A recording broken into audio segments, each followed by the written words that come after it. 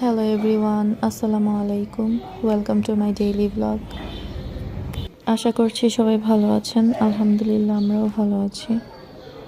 ঘুম থেকে উঠে প্রায় 10-15 মিনিট এখানেই বসেছিলাম। কি সুন্দর রোদ উঠেছে।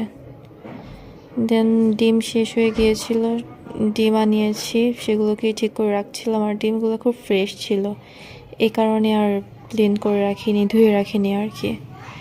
না হলে দেখা যায় ম্যাক্সিমাম টাইম ডিম আনার পরে সেটাকে ভালো করে পানি দিয়ে দেন হালকা একটু লিকুইড ভিম দিয়ে একটু ওয়াশ করে রেখে দিই।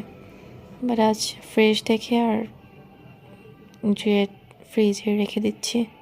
আজ কি শুধু যশোরে এরকম গ্লুমি একটা ওয়েদার, নাকি সব জায়গায় এরকম? অবশ্যই কমেন্ট করে জানাবেন। এবং কে কোথা থেকে এই ভিডিওটা দেখছেন অবশ্যই আমাকে কমেন্ট করে জানাবেন। আচ্ছা, এরকম গ্লুমি ওয়েদার আপনাদের কাছে কেমন লাগে? আমার না একদমই পছন্দ না, একদমই না। কারণ এরকম ওয়েদারে আমি কোনো কাজ করার এনার্জি পাই না। আমি এনার্জি হারিয়ে ফেলি, কিছুই ভালো লাগে না। আমি কখনো নোংরা জামা কাপড় জমাই না, প্রতিদিনেরটা প্রতিদিনই ক্লিন করে ফেলি। কিন্তু এরকম গ্লুমি ওয়েদারে না জামা কাপড় কেন যেন জমে যায়। এমনি জামা শুকাতে চায় না, তারপর আবার দেখা যায় একটা না একটা কীভাবে যেন নোংরা হয়ে যায়। একটু ক্যাবেজ কেটে নিচ্ছিলাম ভাজি করার জন্য।